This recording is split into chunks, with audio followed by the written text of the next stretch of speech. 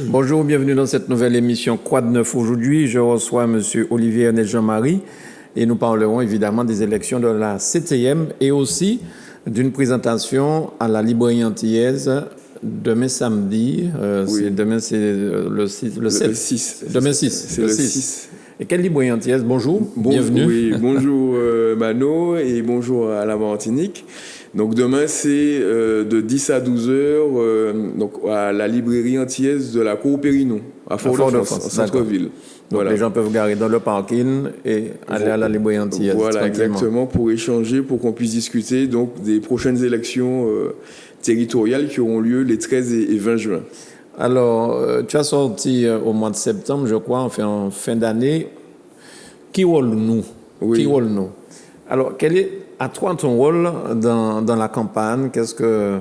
Comment tu te positionnes dans cette campagne, comme journaliste, comme écrivain, comme lanceur d'alerte? Comme observateur. Observateur. Je suis observateur et puis consultant aussi. Ouais. Pour je dirais, essayer de décrypter l'offre politique et puis l'état de l'opinion, mais c'est vrai que c'est pas très très évident aujourd'hui. Ouais. On est quand même dans une grande confusion à 3 mois. Par rapport déjà à la pandémie, nous sommes en mars, ça fait 1 an. Oui, tout à fait. Nous sommes entrés dans cette histoire de pandémie. Exactement. Ce qui a provoqué pas mal d'abstention pour les élections municipales. Et peut-être ça risque d'en provoquer cette année encore. Oui, je pense qu'il y aura un impact, mais qui sera selon moi quand même moins important que le premier tour des municipales, parce que on était vraiment au début et on avait eu aussi des discours très très contradictoires des autorités qui demandaient aux bars de fermer la veille du scrutin, mais qui autorisaient quand même les élections. Ouais. Donc on n'est plus du tout dans cette logique-là. En France, les bars sont fermés, ici ils sont ouverts. Et puis on était dans une logique aussi où on avait fermé les écoles, on avait vraiment tout arrêté. Là, on n'est plus dans cette logique-là. Il y avait une vraie psychose, parce que les gens ne savaient pas de quoi ils en retournaient, les gens avaient peur, quoi. Tout à fait, tout à fait. Donc c'est vrai qu'il y a beaucoup de gens qui ne se sont pas rendus aux urnes à cause de cela.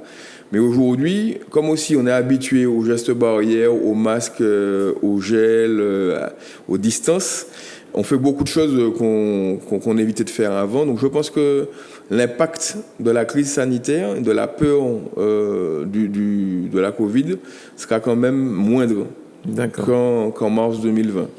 Alors, quelle particularité pour cette élection de la CTM? C'est le 13 et le 20? Et le 20 juin prochain. 20 juin. Voilà, 13 et 20 juin prochain. Alors là, la grosse particularité, c'est qu'elles ont été reportées. Puisque dans la loi du 27 juillet 2011 qui instaurait la collectivité territoriale de Martinique, il était déjà prévu des élections donc en mars 2021. Le renouvellement était déjà prévu en mars 2021. Et donc, il a fallu que le Parlement puisse en fait comprendre une loi pour différer ces élections-là. Et ce qu'on constate, c'est que on est quand même dans une logique un peu attentiste de la part à la fois des candidats, des citoyens. Donc on a des candidats qui se sont déclarés très très tard. Certains ne se sont pas encore déclarés officiellement à 3 mois. C'est quelque chose quand même d'assez inédit par rapport à 2015 où les candidats s'étaient déclarés presque 1 an avant. Et c'est vrai, je me rappelle par exemple pour Mitterrand, lors de sa 2e participation au présidentiel en 88, il s'était déclaré, je crois, en février, et l'élection c'était en mai. En tout cas, oui, il s'était même déclaré même plus tard. Même plus tard. Il s'était déclaré même plus tard, mais ça c'est le privilège des sortants. Oui. Alors ce qui est quand même paradoxal, c'est qu'en Martinique, c'est le sortant qui s'est déclaré parmi les premiers. Depuis très longtemps. Voilà, c'est ça. Très longtemps. On peut dire que depuis très longtemps, il est en campagne.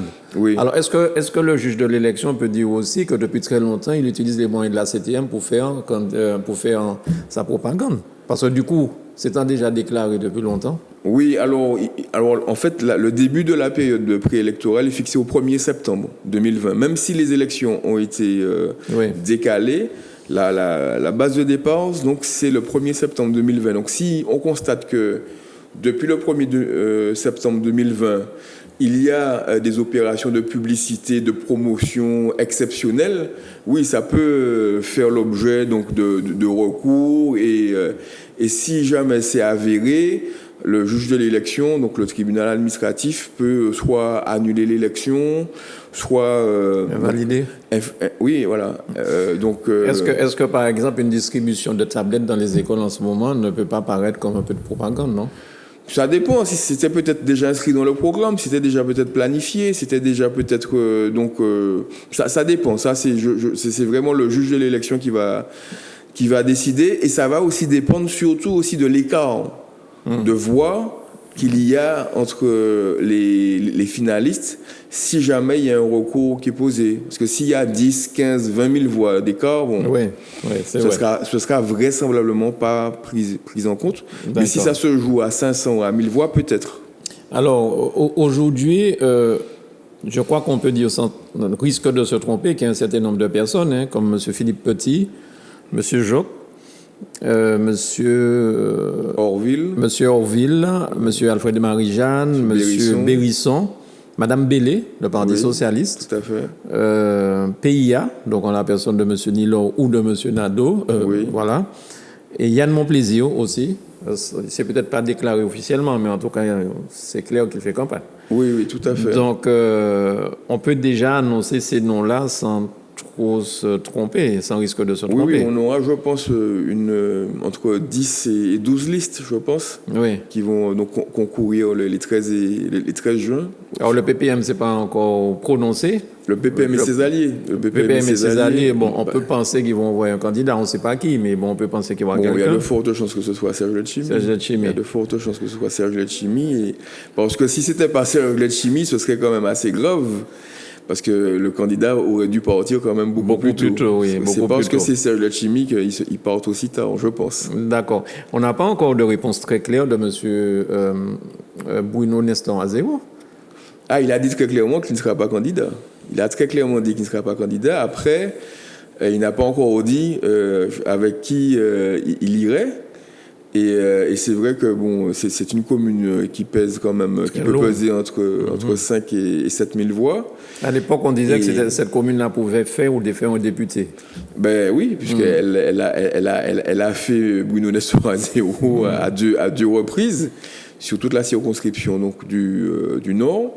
Donc en 2012 et en 2017. Donc c'est un poids électoral qui n'est pas négligeable pour tous les candidats. Pour tous les candidats. Et c'est pour ça que je pense que M. Bruno Nestor Azero doit être très, très, très sollicité. En fait, je l'ai entendu sur RCI parler d'Ignam, c'est pas Ignam Magavan, enfin bon, bref. Est-ce qu'il était peut-être déjà en train de faire un marchandage? Je ne sais pas. Peut-être qu'il peut se présenter après tout. Hein? Non, il ne se présentera pas. Non, ça c'est presque acquis, il ne se présentera pas. Par contre, il est en négociation avec donc les personnes qui le sollicitent. Et je pense qu'il étudie assez précisément le projet des uns et des autres. Et puis surtout, il y a un élément très important, c'est que M. Bruno Nestor Azero, il n'est pas tout seul. Hein. Il n'a pas été élu maire tout seul. Il a une équipe, il a un conseil municipal, il a des militants, puisqu'il a un mouvement qui est le MIP. Donc, c'est pas un seul homme qui décide de tout. Donc, et en plus, il est dans une logique où il consulte ses équipiers, ses militants. Donc, voilà, donc ça prend un peu de temps. D'accord. Alors, tu nous as emmené un petit récapitulatif d'un certain nombre de dates, de points qu'on peut voir, qu'on en parle. Oui, tout à fait. Oui, puisque les dates ont été donc promulguées, la loi qui justement officialise le changement de date a été promulguée à la fin du mois de février. Donc les premiers tours, c'est sûr, auront lieu les 13 et 20 juin. Donc le début de la campagne officielle, donc là, à partir le moment à partir duquel on va commencer à entendre les voitures sono sur la voie publique, ce sera le lundi 24 mai. Et c'est à partir de ce moment-là aussi que la télévision d'État pourra peut-être commencer à recevoir ses candidats. Pas nécessairement, pas nécessairement, non. Elle peut organiser donc des débats hors de la campagne officielle, pas nécessairement. C'est la campagne sur la voie publique. Donc voilà, officielle qui est ouverte donc le 24 mai. Et donc les candidats auront donc 3 semaines au lieu des 2 semaines habituelles. Tout ça pour compenser justement les effets de la crise sanitaire. Il faut aussi rappeler que dans le cadre justement de la compensation de la crise sanitaire, le gouvernement a reconduit l'octroi de 2 procurations pour chaque électeur. Donc chaque électeur peut être mandataire de 2 électeurs. Donc en fait, un électeur, c'est 3 voix possibles. Votes, oui, 3 Donc possibilités. après, est-ce que les partis politiques vont s'emparer de cette opportunité-là, ou bien est-ce qu'ils vont laisser les citoyens gérer ça eux-mêmes tout seuls? Bon, je dirais, la campagne nous le dira. Et puis donc comme on l'a dit, la période de pré-campagne électorale a été ouverte le 1er septembre 2020, d'accord. Et puis, la date de dépôt des listes, là où on saura exactement qui est candidat, sur quelle liste. On va remettre la liste pour voir. Ce sera le 10 mai. Le 10 mai, voilà. Ce sera le 10 mai, le lundi 10 mai, 12h. Donc, date limite de dépôt des listes. Et puis, entre-temps, le 1er avril, c'est la date limite pour que le gouvernement remette un rapport donc du Conseil scientifique sur l'état de l'épidémie et qui va préciser les conditions à observer pour que le scrutin ait lieu dans des conditions qui respectent justement les gestes barrières. Ou si jamais l'épidémie flambe, il peut prendre la décision aussi, ce conseil scientifique, de demander l'annulation. C'est pas lui qui va prendre la décision. Il va faire la proposition. Il va faire la proposition. Le gouvernement peut faire la proposition, mais c'est toujours le Parlement qui aura toujours le dernier mot pour fixer. D'accord. Bon, moi, ma conviction, c'est que les élections auront bien lieu le 13 et 20 juin. Sauf s'il y a un confinement généralisé, qu'on a fermé toutes les écoles, qu'on a fermé... on a tout fermé, comme au mois de mars 2020. Donc là, on peut envisager un report. Mais si la stratégie du gouvernement, c'est d'éviter le reconfinement général et de tabler sur les progrès de la vaccination, il y a de très très fortes chances que les élections ont lieu le 13 et 20 juin. Alors, vu le nombre de personnes que nous avons déjà déclarées, on peut dire qu'il y aura minimum 10 listes. Oui. Alors, ça veut dire que quelque part, il y aura encore des alliances contre nature, ou pas contre nature, mais enfin, apparemment, il y aura des alliances. Parce que, est-ce qu'une seule formation peut remporter cette élection? Non. Une seule formation ne peut pas remporter cette élection-là. Et ne peut pas remporter, même, on va bien voir que les listes vont être des listes d'alliance. Déjà, même les listes de premier tour seront des listes d'alliance. Et on va voir surgir de plus en plus de figures de la société dite civile quand ces figures-là ne seront pas elles-mêmes têtes de liste, comme par exemple donc, des gens comme Philippe Joc ou d'autres personnes qui se préparent aussi. Donc non, il y aura nécessairement donc, des alliances de second tour. Après, je pense que les équipes politiques seront quand même assez prudentes par rapport à l'échec de l'Alliance de 2015, en termes de gestion, justement. Il y avait un pacte de gestion, mais qui n'a pas vraiment été partagé. Donc, on peut dire qu'il y a eu un échec de cette alliance-là aujourd'hui. Et je pense que donc, les équipes politiques seront quand même assez prudentes dans leurs alliances. Oui, parce qu'il faudra quand même convaincre les électeurs, électrices, que malgré ce qui s'est passé avec cette alliance, ma foi, que peut-être ça ira mieux avec une autre alliance. Parce qu'en fait, les électeurs vont dire, mais regardez ce que ça a donné pendant 5 ans, c'était des engueulades dans les plénières, les dossiers sont bloqués. Comment faire? Et personne ne peut gagner seul. Donc là, on est dans une situation compliquée. Oui, tout à fait. Mais il faut aussi se dire que, comme en 2015, s'il y a des alliances, les alliances risquent de se souder autour du rejet, peut-être du sortant, parce que c'est ce qui s'était passé en 2015. Oui. Et peut-être que cette volonté de rejet du sortant peut être supérieure à cette crainte, justement, que ça ne marche pas. Oui. Parce que moi, comme en 2015, j'entends beaucoup de gens dire, mais tout sauf le sortant. Après, donc, quelles sont les forces en présence, dans quelle position aussi le sortant, donc Alfred Marie-Jeanne va aborder le premier tour. Bon, ce sont des choses qu'on ne maîtrise pas encore. Alors, j'entends dire aussi que l'actuel président de l'exécutif dit qu'il fera 3 ans, s'il est réélu, qu'il fera 3 ans et qu'il s'en ira. Comme tu es un observateur de ces histoires politiques, est-ce que le président de l'exécutif peut quitter l'exécutif et que les autres restent? Ou alors les 9 personnes de l'exécutif sont envoyées chez eux? Écoutez, ça, honnêtement, je ne sais pas. Je ne suis pas constitutionnaliste, mais je n'accorde pas beaucoup de crédit à... Je n'ai jamais entendu Alfred Marie-Jeanne le prononcer publiquement. Oui. C'est vrai que ce sont des propos qu'on rapporte. Et moi, je ne crois pas. Je ne crois pas que quelqu'un qui a été élu puisse comme ça décider, sauf s'il le dit ouvertement, je dirais, donc sur sa profession de foi, et surtout s'il désigne déjà ce qui m'étonnerait qu'il le fasse, à qui il va confier le témoin.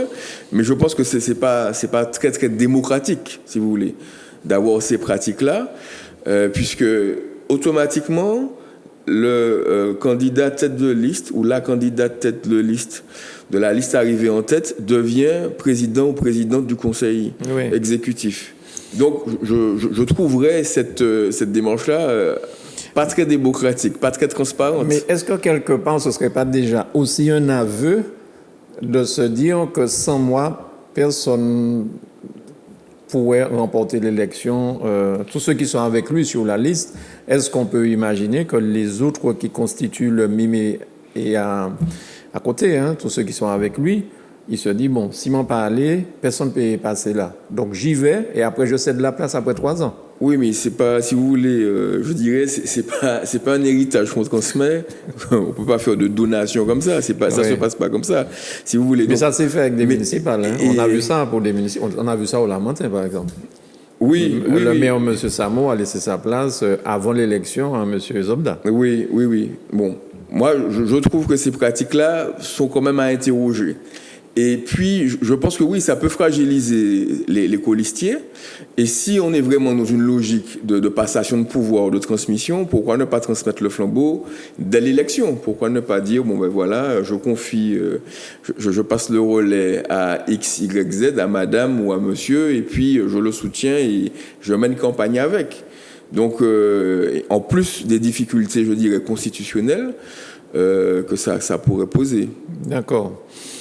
En tout cas, c'est une campagne qu'il faudra vraiment suivre de très très près, parce qu'il y a vraiment beaucoup d'inconnus là. Est-ce que tu as une idée des 3 ou 4 premières listes qui pourraient... Enfin là, bon, on n'est pas à Madame Soleil, mais bon, est-ce qu'on a une idée à peu près? On peut penser que Alfred Marie-Jeanne, le PPM peut-être seront... Oui, je pense que comme la campagne sera très courte, je dirais donc... À moins qu'il y ait un événement marquant, et ça peut arriver, une information, une condamnation d'un candidat tête de liste, par exemple. Donc, ce sont des choses... Non, ça rappelle l'affaire Fillon. Voilà, tout ça. Donc ça peut perturber un peu l'ordre des choses. Mais je dirais, toutes choses égales par ailleurs, on peut penser que les listes conduites par